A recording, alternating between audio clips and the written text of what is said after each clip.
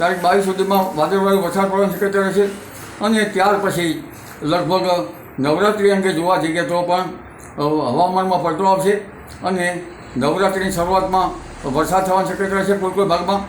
ગુજરાતમાં અનેક જિલ્લાઓમાં અતિભારે વરસાદની આગાહી વચ્ચે હવામાન નિષ્ણાંત અંબાલાલ પટેલનું એવું કહેવું છે કે આગામી 72 કલાકમાં આખા ગુજરાતના વાતાવરણમાં પલટો આવશે। એટલે જ્યાં અતિભારે વરસાદની આગાહી કરવામાં આવી હતી ત્યાં ઓછો વરસાદ પણ પડી શકે છે, જ્યાં વરસાદની આગાહી ન હતી ત્યાં ભારે વરસાદ પડી શકે તેવી સંભાવનાઓ એમને વ્યક્ત કરી છે। અરબી સમુદ્રમાં અત્યારે કરંટ છે, ત્યાં અલગ અલગ બનતી સિસ્ટમો સાથે જ બંગાળની ખાડીમાં બનતી એ સિસ્ટમો એની અસરને કારણે ગુજરાતમાં એક પછી એક વરસાદ નવા રાઉન્ડ આવવાના છે। અંબાલાલ પટેલનું કહેવું છે કે નવરાત્રિની શરૂઆતમાં અનેક જિલ્લાઓમાં વરસાદ પડી શકે તેવી સંભાવના છે। સાથે જ એના પછી 25 તારીખથી લઈને બીજી ત્રીજી તારીખ સુધી જે વરસાદનો રાઉન્ડ આવશે, 25 તારીખથી જે વરસાદનો રાઉન્ડ આવશે એ ભારે વરસાદ લઈને આવશે।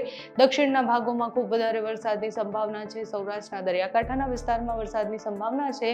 અંબાલાલ પટેલની આગાહી પ્રમાણે વરસાદના એક પછી એક રાઉન્ડ આવશે અને એના પછી ચોમાસાની વિદાય થવાની છે। તો કયા વિસ્તારોએ સાવધાન રહેવાનું છે, સાંભળો અંબાલાલ પટેલ।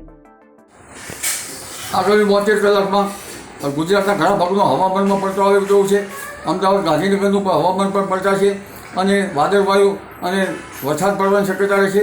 તારીખ 22 સુધીમાં વાદળવાયુ વરસાદ પડવાની શક્યતા રહેશે અને ત્યાર પછી લગભગ નવરાત્રિ અંગે જોવા જઈએ તો પણ હવામાનમાં પલટો આવશે અને નવરાત્રિની શરૂઆતમાં વરસાદ થવાની શક્યતા રહેશે કોઈ ભાગમાં, પરંતુ તારીખ 25મી સપ્ટેમ્બરે પણ હવામાનમાં પલટો આવશે અને તારીખ 29થી 3 સપ્ટેમ્બરમાં રાજ્યના ઘણા ભાગોમાં ભારે વરસાદ થવાની શક્યતા રહેશે, કેટલાક ભાગમાં અતિભારે વરસાદ થવાની શક્યતા રહેશે। ખાસ કરીને અરબ સાગરના ભેજ અને બંગાળ ઉપસાગરની સિસ્ટમ અને અરબ સાગરનો ભેજ અને અરબ સાગરની સિસ્ટમ રાજ્યના ઘણા ભાગોમાં ભારે વરસાદ કે કોઈ ભાગમાં અતિભારે વરસાદ લઈને આવી રહ્યું હોય તેમ જણાય છે।